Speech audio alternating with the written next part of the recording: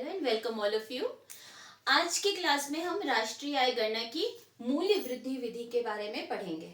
हमने first lecture में पढ़ा था आय के चक्रीय प्रवाह के बारे में कि कैसे एक अर्थव्यवस्था में आय जनरेट होती है, उसके बाद वो आय के उत्पादन के कारकों में वितरित होती है, उसके बाद वापस वो वस्तु सेवाओं के पर व्यय के रूप में फर्मों के पास पहुंचती है। एक बार हम उसको दोबारा से बना के देखते हैं।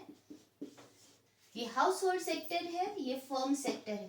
फर्म का कार्य है उत्पादन करना, वस्तुओं और सेवाओं का उत्पादन करना।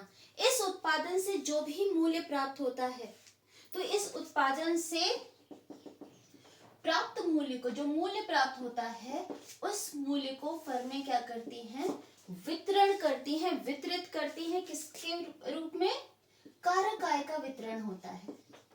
कारक आय का वितरण होता है और इस वितरण में उत्पादन के चार कारकों की चार आय जनरेट होती है। भूमि का किराया, मजदूरी श्रम की, ब्याज पूंजी पर और लाभ उद्यम वृद्धि पर।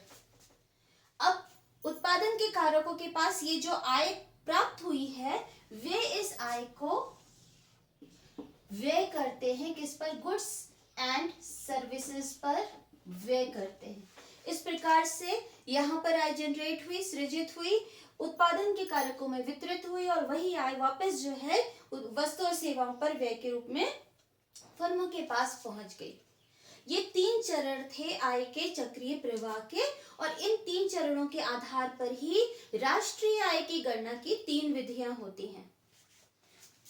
यहाँ पर मूल्य वृद्धि विधि, इस यहाँ पे हम कहेंगे मूल्य वृद्धि विधि, जहाँ पे फर्मों के द्वारा प्रत्येक स्तर पर किए गए मूल्य वृद्धि को कैलकुलेट किया जाता है। दूसरी विधि होती है आय विधि।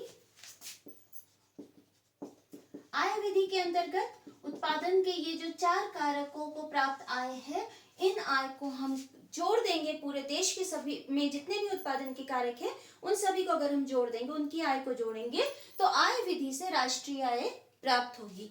उसी तरह से जो उत्पादन के कारक हैं या देश के लोग हैं, उन सभी लोगों ने मिलकर वस्तुओं और सेवाओं पर कितना व्यय किया है, उससे व्यय विधि से राष्ट्रीय आय की गणना की जाती है। इस प्रकार से तीनों ही विधियों से जो भी हमें वैल्यू प्राप्त होगी, वो वैल्यू इक्वल होनी चाहिए।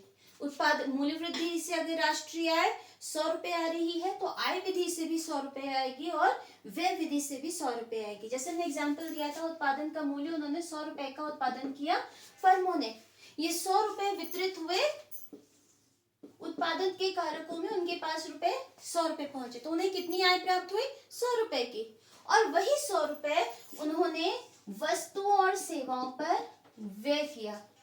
तो इसका मतलब है, तो यहाँ पे व्यय विधि से भी राष्ट्रीय आय जो आंसर आएगा, वो भी ₹100 ही आएगा। इसीलिए तीनों ही विधियों से हम किसी भी विधि से गणना करेंगे, राष्ट्रीय आय की वैल्यू इक्वल आनी चाहिए। अब हम आज की क्लास में मूल्य वृद्धि विधि के बारे में पढ़ेंगे। मूल्य वृद्धि विधि से मूल्य वृद्धि क्या होती है? सबसे पहले हम देखते हैं मूल्य वृद्धि क्या होती है। मूल्य वृद्धि से तात्पर्य है कि उत्पादन प्रक्रिया के दौरान उत्पादक प्रत्येक स्तर पर मध्यवर्ती वस्तुओं के मूल्य में वृद्धि करता है। तो इसमें हमने क्या चीजें, जो हमने डेफिनेशन देखी, उसमें क्या क्या चीजें हैं? सबसे पहले उत्पादक किस चीज में मूल्य वृद्धि करता है? मध्यवर्ती वस्तु के मूल्य में वृद्धि करता है। मध्यवर्ती वस्तु के मूल्य में वृद्धि करता है। कहाँ? उत्पादन के सभी स्तरों पर, प्रत्येक स्तर पर। अब हम इसको एक एग्जांपल से डिस्कस करके देखते हैं कैसे होता है। एक पुराना वाला जो हमने पिछले लेक्चर में पढ़ा था, दोहरी गणना की समस्या, तो दोहरी गणना की समस्या के अंतर्गत एक हमने न्यूमेरिकल एग्जांपल दिया था। उसी न्यूमेरिकल एग्जांपल को हम दोबारा से पढ़ते हैं। एक किसान है, किसान ने गेहूं का उत्पादन किया, उसके बाद आटा, एक दूसरी हम देखते हैं आटा कंपनी, और तीसरा है बिस्किट कंपनी।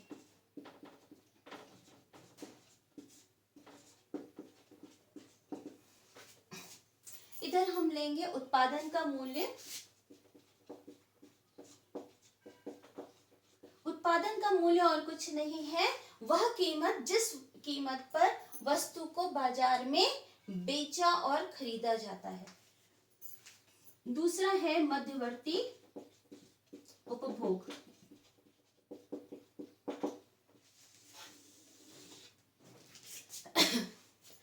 किसान ने, मान लीजिए हम एक उस एग्जाम्पल लेते हैं, मान लीजिए किसान ने ₹100 का गेहूं उगाया, और ये मान के चलते हैं, एक अजम्पशन ले रहे हैं कि किसान ने कोई भी वस्तु, कोई भी मध्यवर्ती उपभोग, कोई भी कच्चा माल बाजार से नहीं खरीदा, उसका मध्यवर्ती उपभोग था 0।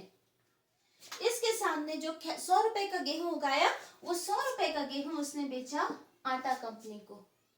आटा कंपनी ने उस गेहूं को अपनी मशीन में पीसकर उससे आटा बनाया और ₹200 का आटा बेचा। उसके बाद ये ₹200 का आटा उसने किसको बेचा? बिस्किट कंपनी को। ये पूरा का पूरा आटा बिस्किट कंपनी को बेच दिया। अब बिस्किट कंपनी ने इस आटे का प्रयोग करके ₹500 का बिस्किट बनाया और उसे मार्केट में सेल किया। अब देखिए, यहाँ पे आटा कंपनी ने ₹200 का सामान बेचा है, लेकिन क्या वास्तव में उसने ₹200 का निर्माण किया है? नहीं, उसने ₹100 का सामान तो खरीदा है। वो उसका मध्यवर्ती उपभोग था, जो हम यहाँ से माइनस करेंगे ₹100। तो वास्तव में आटा कंपनी ने 200 का उत्पादन नहीं किया है, बल्कि ₹100 उसमें से माइनस करेंगे तो इसने जो मूल्य वृद्धि की है आटा कंपनी ने, उसकी वैल्यू क्या होगी? 200 minus 100 is equal to ₹100। Farmer ने कितनी मूल्य वृद्धि की है? क्योंकि उसने कोई चीज मध्यवर्ती उपभोग में नहीं ली है, तो फिर उसने पूरे के पूरे मूल्य की मूल्य वृद्धि की है, दैट इज ₹100। अब इसी तरीके से बिस्किट कंपनी ने 500 का उत्पादन किया है, लेकिन क्या वास्तव में 500 का उत्पादन किया है बिस्कुट की कंपनी ने? नहीं। क्यों? क्योंकि 200 का उत्पादन तो उसने पहले से ही उत्पादित वस्तु खरीदी है। इसलिए ये जो मध्यवर्ती वस्तु है, जो कच्चा माल की खरीद है, उसे हम यहाँ से माइनस करेंगे। कितने का खरीदा? 200 का खरीदा, तो ₹200 हम यहाँ से माइनस करेंगे, तो 500 माइनस 200 इज इक्वल टू ₹300। तो ये क्या है? उत्पादन के स्तर है, हमने यहाँ पे डिस्कस किया। तो प्रत्येक स्तर पर, तो ये क्या है? फर्स्ट स्टेज है, पहला स्तर है। यहाँ पे इस गेहूं की जो प्रोसेसिंग हो रही है, उसके अलग अलग स्तर है। यहाँ पे भी गेहूं में कुछ गेहूं उगाया गया, यहाँ गेहूं में कुछ चेंज किए गए, यहाँ कुछ और चेंजेस किए गए। पहला स्टेज ये था, दूसरा ये है, तीसरा स्टेज ये है। इसका मतलब इस तरीके से प्रत्येक स्तर पर हमें मूल्य वृद्धि ज्ञात करनी है। किसान ने कितने की? इसे बोलते हैं सकल मूल्य वृद्धि बाजार कीमत पर। तो ये हमने अभी जो कैलकुलेट किया 100, 100 एंड 300, ये क्या है? सकल मूल्य वृद्धि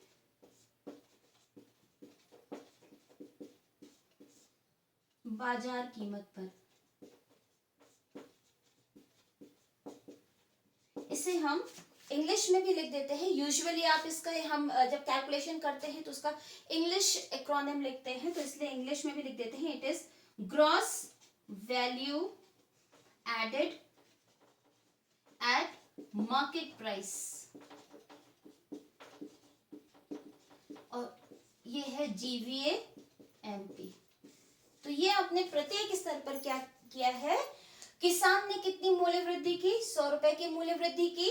आटा कंपनी ने बेचा भले ही 200 का है, लेकिन उसकी मूल्य वृद्धि भी सिर्फ ₹100 की है। और बिस्किट कंपनी ने सामान मार्केट में 500 का बेचा है, लेकिन मूल्य वृद्धि सिर्फ 300 की है। तो इस प्रकार से जब हम प्रत्येक स्तर की मूल्य वृद्धि को जोड़ देंगे, तब देश की राष्ट्रीय आय की गणना होती है। तो हमने ये मूल्य वृद्धि क्या जो डिस्कस किया था डेफिनेशन, उससे क्लियर है कि मध्यवर्ती वस्तु है, यहाँ पे मध्यवर्ती वस्तु गेहूं था जो 100 रुपए का था, उसके मूल्य में वृद्धि की गई है। इसकी जो मूल्य है, इसकी वैल्यू है, इसमें इंक्रीज किया गया, बढ़ा के इसकी वैल्यू बढ़ के 200 हो गई। उसी तरीके से यहाँ पे मध्यवर्ती वस्तु 200 की यूज की गई है, इसके मूल्य में वृद्धि करके अब इसका मूल्य 500 हो गया है। तो उत्पादन के प्रत्येक स्तर पर फर्मों के द्वारा या उत्पादक इकाई के द्वारा की गई मूल्य वृद्धि को जब हम जोड़ेंगे तो उससे देश की सकल घरेलू उत्पाद की गणना होती है। अब क्या है,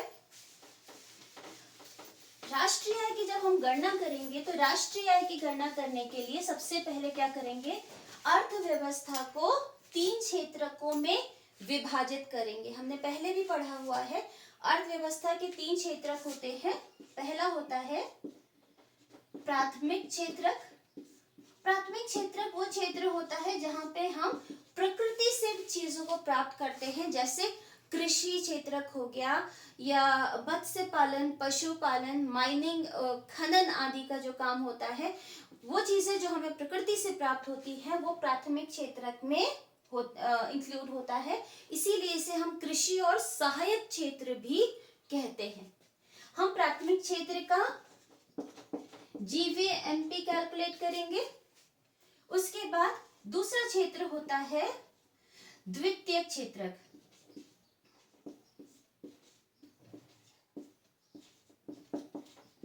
द्वितीयक क्षेत्रक को हम औद्योगिक क्षेत्रक भी कहते हैं। इसमें प्राथमिक क्षेत्रक से जो भी चीजें हमें प्राप्त होती हैं उसमें उसका निर्माण करके हम किसी अन्य चीज को बनाते हैं। जैसे हमें प्राकृतिक क्षेत्रक से गन्ना प्राप्त हुआ, उस गन्ने को हमने चीनी में परिवर्तित किया।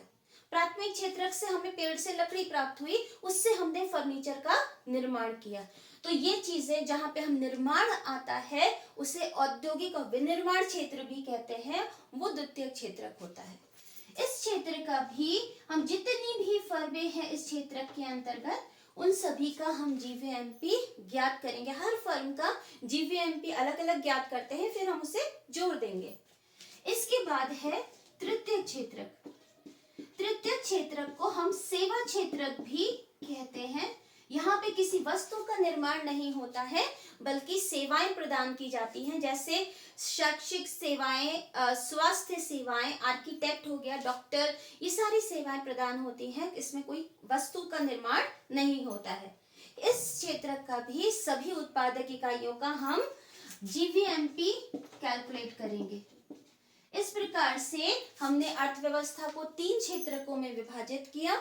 तीनों क्षेत्रकों की सभी फर्मों का जीवीएमपी कैलकुलेट किया और जीवीएमपी और तीनों ही सेक्टर्स के जीवीएमपी को हम जोड़ देंगे तो देश की जीडीपीएमपी की गणना हो जाएगी। जीडीपीएमपी के बारे में हमने पिछले क्लास में भी पढ़ा था, सकल घरेलू उत्पाद बाजार कीमत पर।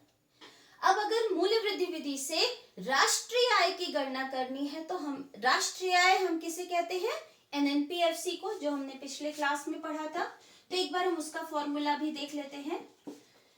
तो हमने तीनों क्षेत्रक का जीवीएमपी निकाला, उनको टोटल किया, जीडीपीएमपी कैलकुलेट हो गया। अब इस जीडीपीएमपी से हम राष्ट्रीय आय जो कि एनएनपीएफसी है उसको कैलकुलेट करेंगे। तो जीडीपीएमपी इस जी को एन में कन्वर्ट करेंगे। पहला वाला शुद्ध, ये सकल है, ये शुद्ध है, दैट मीन्स डिफरेंस क्या होगा, डेप्रिसिएशन या मूल्यह्रास, जिसे हम सीएफसी भी कहते हैं। तो जी माइनस सीएफसी हो जाएगा एन। यहाँ पे डी घरेलू है, एन राष्ट्रीय है। तो यहाँ पे हमें राष्ट्रीय बनाना है, दैट मीन्स हम प्लस करेंगे NFIA से। इसके बाद यहाँ पे एनपी है, हमें कारक लागत पर आंसर चाहिए।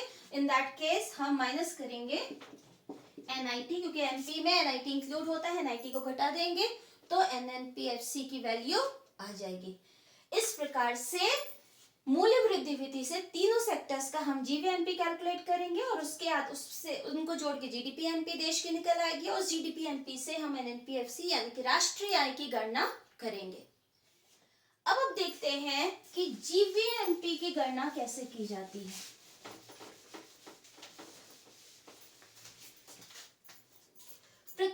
का जब हम जीवीएमपी कैलकुलेट करते हैं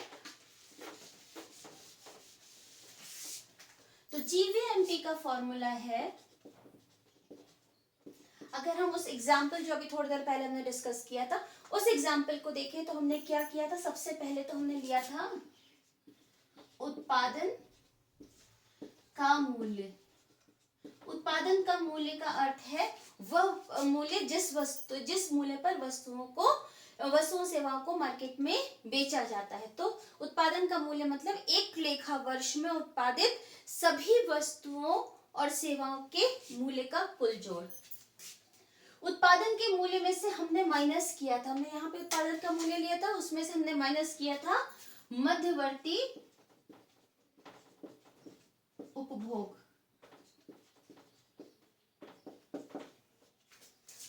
तो जब जीवीएमपी की कैलकुलेशन करनी होती है, जीवी आपके एग्जाम्स में भी आता है कि सकल मूल्य वृद्धि की गणना करें, तो उस समय हम इस फॉर्मूले का यूज करेंगे। उत्पादन के मूल्य में से हम मध्यवर्ती उपभोग घटा देंगे तो वैल्यू सकल मूल्य वृद्धि का बाजार कीमत पर आ जाएगी।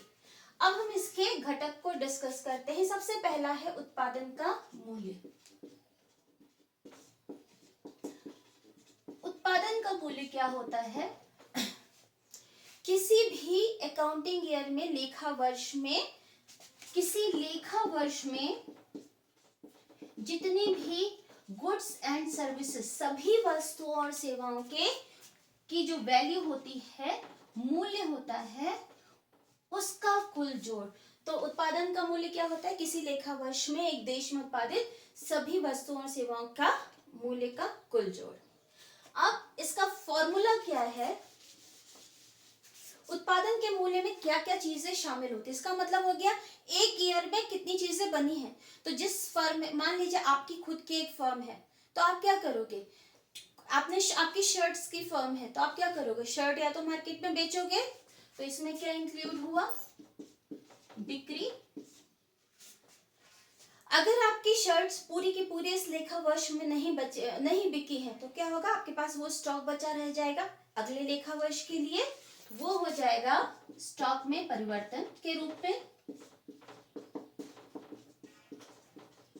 जिसे हम कैलकुलेशन में डेल्टा एस से डिनोट करेंगे।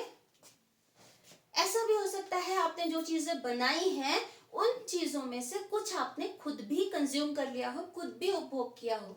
तो तीसरा इसमें जो इंक्लूड होता है वो है स्व उपभोग। एक एग्जांपल लेके चलते हैं। मान लीजिए आपने 100 शर्ट्स बनाई हैं, 100 शर्ट्स में से, ये तो मूल्य की बात हो रही है, हम मूल्य नहीं डिस्कस, हम इकाई की बात कर रहे हैं। 100 शर्ट्स बनाई हैं, उसमें से आपने 90 शर्ट्स तो आपने बेच दी, 90 शर्ट्स बेच दी। इसके बाद आपके पास अभी स्टॉक में 8 शर्ट्स बची हुई हैं और प्लस अपने थोड़ी शर्ट्स, 2 शर्ट्स हैं अपने भाई के यूज के लिए रख ली। तो क्या हुआ, टोटल तो आपने कितनी शर्ट्स का निर्माण किया, आपने 100 शर्ट्स का निर्माण किया है, जिसमें से 90 हमारी बेच दी गई है, ये स्टॉक में परिवर्तन है, और 2 हमने स्वभोग कर ली। इसलिए उत्पादन का मूल्य क्या होगा, पूरी की पूरी जितनी भी हमने 100 शर्ट्स का निर्माण किया है उनकी जो मार्केट वैल्यू होगी वो इसमें इंक्लूड होगा। अब उत्पादन के मूल्य में पहला है बिक्री। हम यहाँ पे बिक्री को देखते हैं क्या होता है। बिक्री का मतलब है उत्पादन की इकाइयां जितना आपने बेची हैं, इकाइयां इनटू प्राइस, या हिंदी में मैं लिख देती हूँ कीमत। तो बिक्री क्या है, जितनी इकाइयां आपने बनाई हैं, उत्पादन की इकाइयां जितनी बेची है, उनकी बाजार कीमत, किस कीमत पर बेचा है, इसको हम मल्टीप्लाई करके वैल्यू हमारी आ जाती है बिक्री की। बिक्री में 2 चीजें इंक्लूड होती हैं, या तो आप घरेलू बाजार में बेचेंगे, घरेलू बाजार का मतलब है आप अपने देश के अंदर बेचेंगे, या फिर निर्यात करेंगे। निर्यात का मतलब है विदेशों को बेचना। आपने अपनी वस्तु जो बनाई है वो 100 शर्ट्स बनाई है, मान लीजिए उस 100 शर्ट्स में से आपने 50 शर्ट्स अपने इंडिया में बेच दी और बची हुई 50 शर्ट्स आपने यूएस को एक्सपोर्ट कर दी, वहां पे निर्यात कर दी। तो टोटल बिक्री आपकी कितनी होगी, जो आपने अपने घर में बेची है, अपने देश में बेची है, तथा जो अन्य देशों को के लोगों को बेची है, यानी कि निर्यात की है। तो इसलिए बिक्री में दोनों चीजें इंक्लूड होंगी। अगर क्वेश्चन में सीधे सीधे बिक्री दिया है तो हम इन चीजों पर ध्यान नहीं देंगे। कई बार होता है क्वेश्चन में बिक्री भी दिया गया होता है, साथ में निर्यात भी दिया होता है, तो ऐसी स्थिति में हम निर्यात को कंसिडर नहीं करेंगे, क्योंकि निर्यात ऑलरेडी बिक्री के अंदर इंक्लूडेड है, उसमें शामिल है। लेकिन अगर हमें क्वेश्चन में बिक्री नहीं दी गई है तो हम ढूंढेंगे, अच्छा घरेलू बाजार की बिक्री कहाँ है और निर्यात कहाँ है, दोनों को जोड़ के हम बिक्री का कैलकुलेशन करेंगे। नेक्स्ट है स्टॉक में परिवर्तन। स्टॉक में परिवर्तन का अर्थ है कि पिछले वर्ष से इस वर्ष तक हमारे जो उत्पादन हमने किया है उससे हमारे स्टॉक में कितना चेंजेस आया है। एक एग्जांपल लेके चलते हैं, डेल्टा एस का है। एक लेखा वर्ष, हमारे जो देश में लेखा वर्ष होता है वो होता है 1 अप्रैल से स्टार्ट होता है। तो लास्ट फाइनेंशियल ईयर की बात करते हैं, 1 अप्रैल 2019 को वो स्टार्ट हुआ था लेखा वर्ष, और 2020 31 मार्च को ये 2020 को ये हमारा लेखा वर्ष खत्म हुआ। इस लेखा वर्ष उत्पादन का मूल्य जब हमें ज्ञात करना है कि इस वर्ष हमने कितना उत्पादन किया है, तो हमें ये देखना होगा कि बिक्री के साथ साथ इस वर्ष हमारे इसमें कितना चेंज आया है स्टॉक में। उदाहरण के लिए 1 अप्रैल को मान लीजिए हमारे पास 100 रुपए की वस्तु थी। अब ये 100 रुपए की वस्तु जो हमारे पास 1 अप्रैल को मौजूद थी वो इस लेखा वर्ष में इंक्लूड नहीं होगी, क्योंकि इसका उत्पादन तो पिछले लेखा वर्ष में 2018 और 19 लेखा वर्ष में हुआ था। 1 अप्रैल में को जो हमारे पास स्टॉक था वो पिछले वर्ष का स्टॉक था, इस वर्ष का उत्पादन उसमें इंक्लूड नहीं होगा। मान लीजिए 31 को हमारे पास वैल्यू बची है, स्टॉक की वैल्यू जो बची हुई है 150 रुपए की। तो अब हमें ये देखना है 1 अप्रैल से 31 मार्च के बीच में कितना स्टॉक बना है। तब क्या करेंगे, जो हमारा अंतिम स्टॉक है उसमें से आरंभिक स्टॉक को हम माइनस करेंगे। ये वाला स्टॉक होता है अंतिम स्टॉक और ये है आरंभिक स्टॉक।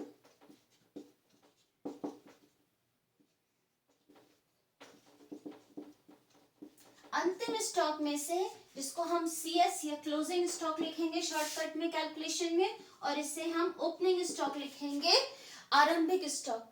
तो जब हमें देखना है इस वर्ष हमारा कितना स्टॉक में परिवर्तन हुआ है, तब हम क्या करेंगे, क्लोजिंग स्टॉक जो अंत में हमारे पास बचा हुआ था उसमें से हम पिछले वर्ष वाला स्टॉक घटा देंगे, तो हमें पता चलेगा इस वर्ष वास्तव में कितनी मूल्य वृद्धि हुई है।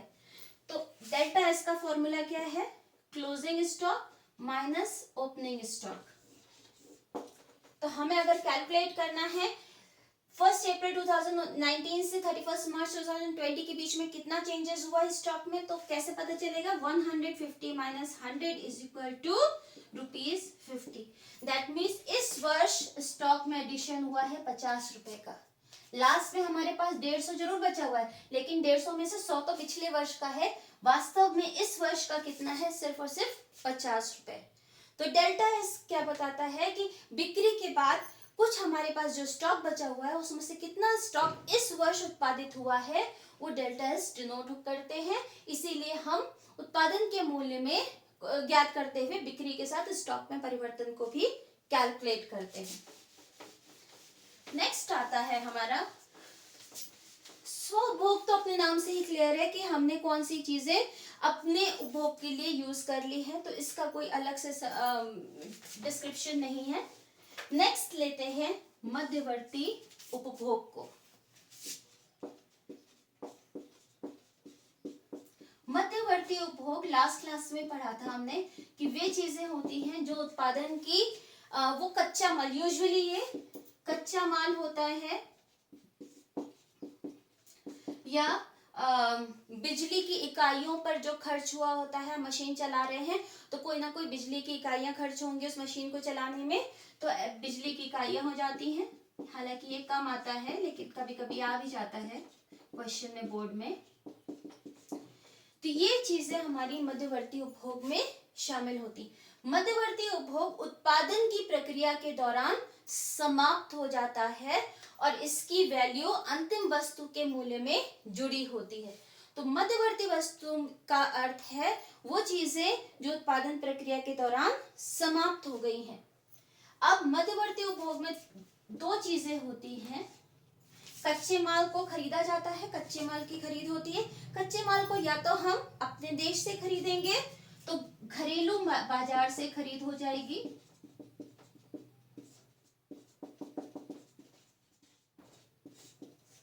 जैसे हम भारत में हैं, हमने अगर भारत के ही किसी स्थान से अगर कच्चा माल, मान लीजिए आप कपड़े की मिल है आपकी, आपने कॉटन खरीदना है, आपने कॉटन इंडिया के ही किसी जगह से खरीदा है, महाराष्ट्र से कॉटन खरीदा, इन दैट केस ये घरेलू बाजार की खरीद होगी। कभी कभी होता है हमें कुछ कच्चा माल विदेशों से भी मंगाना पड़ता है, जिसे हम कहते हैं आयात। आयात का मतलब है विदेशों से कच्चे माल की खरीद। अगर मध्यवर्ती उपभोग कभी कभी मध्यवर्ती लागत भी लिखा होता है या मध्यवर्ती खरीद लिखा होता है, वो चीजें सारी एक ही हैं, खाली शब्द डिफरेंट है। तो मध्यवर्ती उपभोग अगर सीधे सीधे दिया है तो अब आयात दिया है या घरेलू बाजार, हम उसे अलग से इंक्लूड नहीं करेंगे क्योंकि ये जितनी वैल्यूज है ऑलरेडी हमारी मध्यवर्ती उपभोग में शामिल है।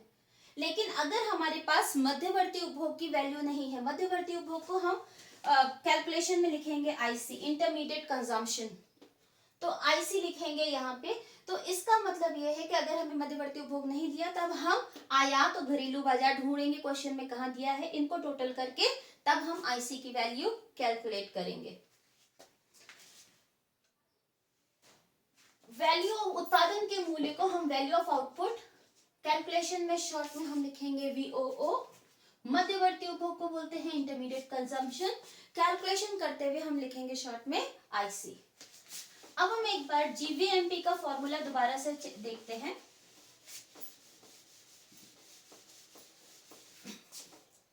जीवीएमपी का फॉर्मूला हमने डिस्कस किया हुआ था, उत्पादन का मूल्य माइनस मध्यवर्ती उपभोग। अब हम उत्पादन के मूल्य को हम एक्सपैंड करेंगे, तब इसका फॉर्मूला बन जाएगा बिक्री plus delta S minus IC. कभी कभी कैलकुलेशन में एनवीएफसी भी कैलकुलेट करने के लिए आता है, तो एनवीएफसी का भी फॉर्मूला हम देख लेते हैं। ये चेंजेस करने के लिए, ये सेम चेंजेस हैं जो पिछले हम नेशनल इनकम अकाउंटिंग के बेसिक कॉन्सेप्ट्स में चेंजेस करने सीखे थे कि जी को एन में कैसे कन्वर्ट करते हैं, एमपी को एफसी में कैसे कन्वर्ट करते हैं, सेम रूल्स यहाँ भी अप्लाई होंगे।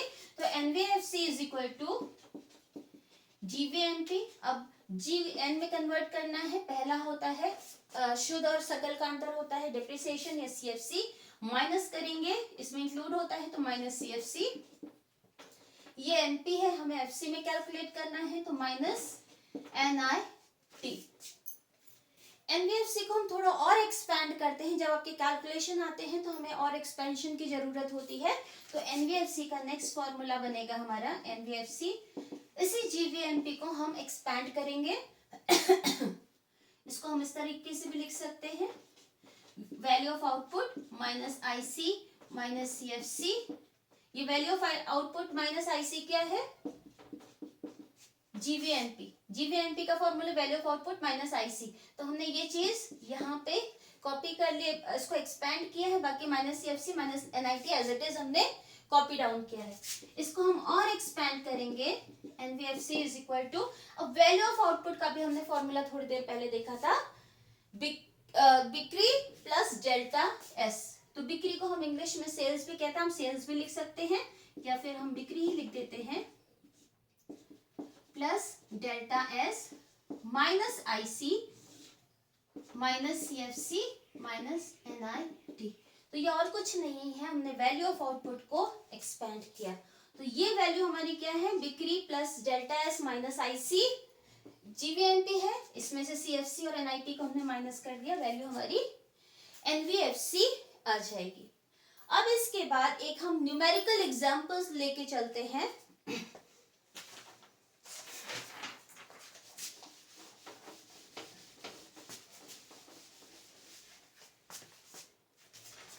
ये क्वेश्चन मैंने पहले से ही लिख के रखा है, एक बार आप इसको फोकस कर लीजिए। क्वेश्चन है शुद्ध मूल्य वृद्धि कारक लागत पर ज्ञात करना है। शुद्ध मूल्य वृद्धि कारक लागत पर ज्ञात करनी है। तो एक बार हम कैलकुलेट करके देखते हैं। शुद्ध मूल्य वृद्धि means net value added at factor cost NVAFC। अब इसको सॉल्व करते हैं।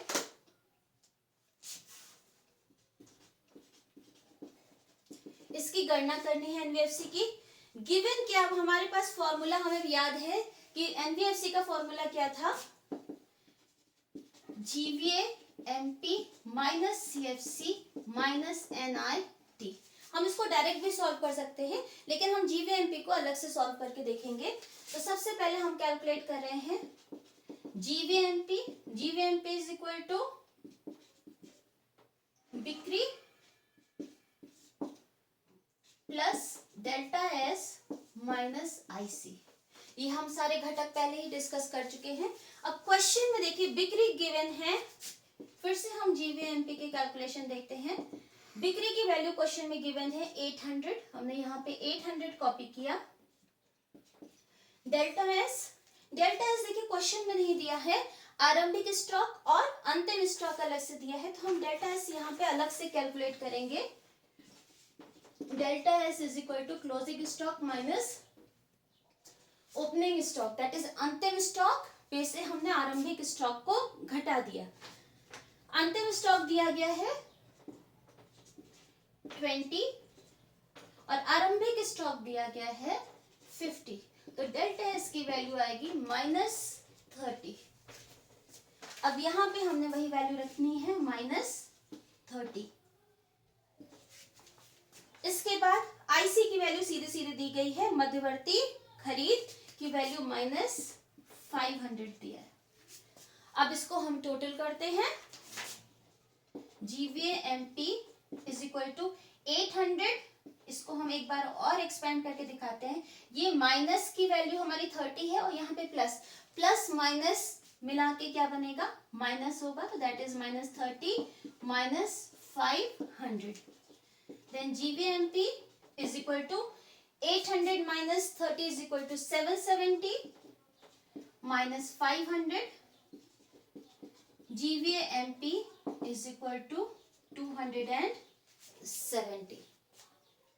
अब इसके बाद हमें कैलकुलेट करना है NVAFC। क्वेश्चन था NVAFC का calculation. So NVAFC is equal to GVAMP minus CFC minus NIT। GVAMP की वैल्यू कितनी आई है, 270। हम एक बार लिख ही देते हैं, GVAMP minus CFC minus NIT।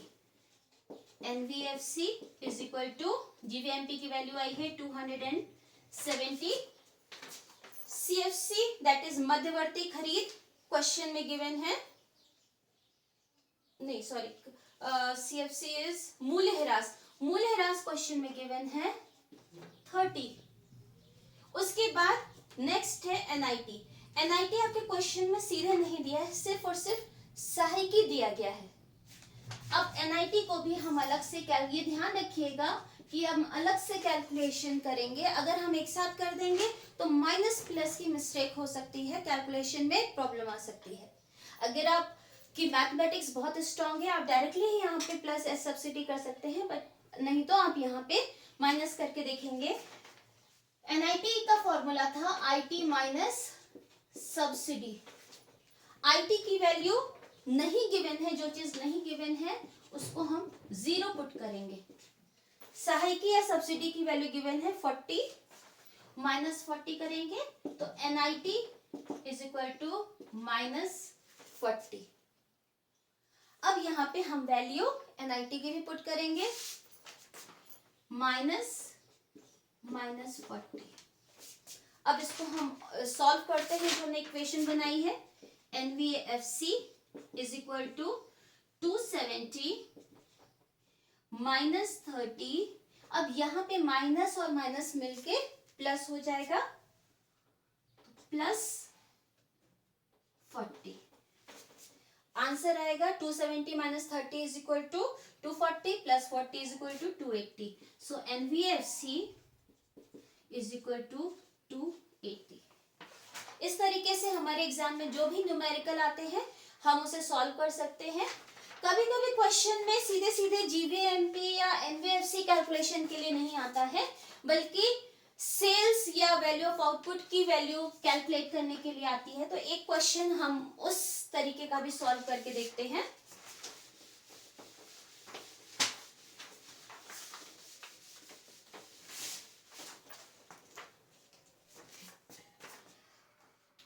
ये क्वेश्चन है, फोकस करेंगे यहाँ पे।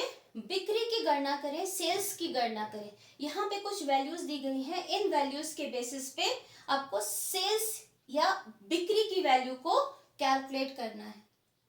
क्वेश्चन में आपको शुद्ध मूल्य वृद्धि कारक लागत पर दिया गया है NVFC 300, स्टॉक में वृद्धि दी है -20, GST 30, मूल्यह्रास 10, मध्यवर्ती उपभोग 100 और सहायकी 5 दिया है। अब हम देखते हैं कैसे कैलकुलेट करेंगे बिक्री। तो सबसे पहले हम NVFC का फॉर्मूला लिखेंगे। ये सेम फॉर्मूला है जो अभी हमने थोड़ी देर पहले किया था। सेल्स प्लस सेल्स, या इसको हम हिंदी में लिख रहे थे, बिक्री ही लिख देते हैं, बिक्री plus delta S minus IC minus CFC minus NIT। अब हमें क्या कैलकुलेट करना है? हमें इस बिक्री की वैल्यू कैलकुलेट करनी है। बाकी सारी वैल्यूज हमें क्वेश्चन में गिवन है, तो हम इनको पुट कर देंगे। सबसे पहले वैल्यूज को, NVFC की वैल्यू दी गई है 300। इसके बाद बिक्री गिवन नहीं है तो बिक्री हम एज इट इज कॉपी कर देंगे, प्लस स्टॉक में वृद्धि, स्टॉक में वृद्धि दिया गया है -20। मध्यवर्ती उपभोग की वैल्यू दी गई है -100 दी है, तो हम यहाँ पे माइनस का साइन लगाएंगे। मूल्यह्रास CFC की वैल्यू दी है 10, और शुद्ध अप्रत्यक्ष कर, यहाँ इस क्वेश्चन में भी शुद्ध अप्रत्यक्ष कर या NIT नहीं दिया गया है, उसकी वैल्यू को हमें कैलकुलेट करना है। हम इसको साइड में कैलकुलेट करेंगे। NIT is equal to IT minus subsidy. अब क्वेश्चन में IT अप्रत्यक्ष कर GST दिया गया है, तो हम यहाँ पे लिखेंगे IT की वैल्यू दी है, GST की वैल्यू है 30, माइनस सहायकीय सब्सिडी की वैल्यू है 5। तो NIT की वैल्यू होगी 30 माइनस 5 इज इक्वल टू 25। अब उस वैल्यू को हम यहाँ पे रखेंगे -25। इस इक्वेशन को हम सॉल्व करेंगे तो वैल्यू हमारी सेल्स की आ जाएगी। करके देखते हैं।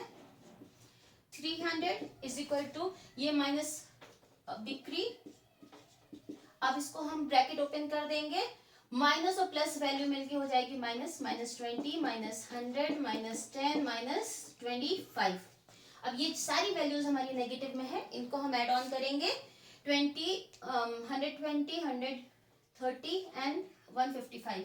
तो 300 इज इक्वल टू बिक्री -155। ये वैल्यू अब हम इधर ले जाएंगे, माइनस की वैल्यू हम इधर लाएंगे तो ये वैल्यू हमारी प्लस में आ जाएगी। तो क्या होगा, बिक्री की वैल्यू कैलकुलेट हो जाएगी। बिक्री is equal to 300 minus, sorry plus, क्योंकि माइनस इधर आके बन जाएगा, प्लस 155। तो बिक्री की वैल्यू हमारी कैलकुलेट हो गई है 455। इस तरह से इसमें कोई, आपके पास मध्यवर्ती उपभोग नहीं गिवन है, या CFC नहीं गिवन है, या डेल्टा एस नहीं गिवन है, जो भी वैल्यू आपकी मिसिंग होगी उस वैल्यू को हम इसी फॉर्मूले में रखकर कैलकुलेट कर लेंगे। लास्ट में आता है मूल्य वृद्धि विधि की सावधानियां। क्या चीजें, कुछ सावधानियां बरतनी पड़ती हैं जब हम मूल्य वृद्धि विधि से राष्ट्रीय आय की गणना करते हैं।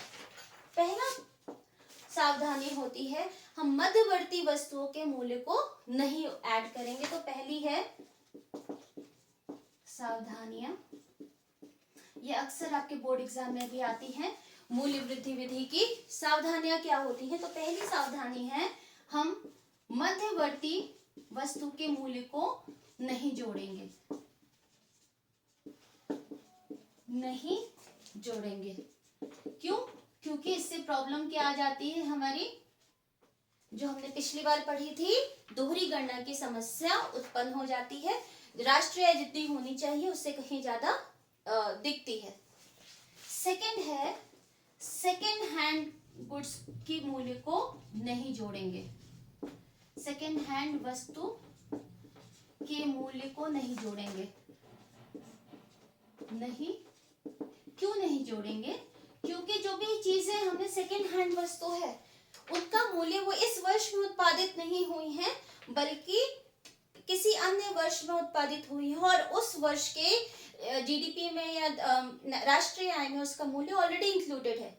मान लीजिए मैंने एक सेकंड हैंड कार खरीदी है, वो कार 2010 में बनी है, तो क्या हुआ, उस कार का मूल्य, भले ही मैंने उसको आज खरीदी है, लेकिन उसका मूल्य तो 2010 की राष्ट्रीय आय में पहले ही जुड़ चुका है।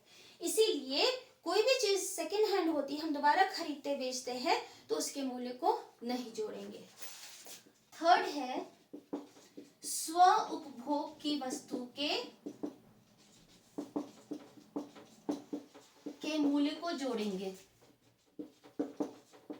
दैट मीन्स, मान लीजिए एक किसान है, एक किसान ने कुछ गेहूं का उत्पादन किया है, वो क्या करेगा, कुछ गेहूं अपने परिवार के वर्ष भर के उपभोग के लिए अलग रख देगा और जो बचा हुआ गेहूं है उसे बाजार में वो बेचेगा। तो जो उसने बेचा नहीं है, बाजार में बेचा नहीं बल्कि अपने खाने के लिए, अपने परिवार के उपभोग के लिए रखा है, उसके मूल्य को भी हम जोड़ेंगे।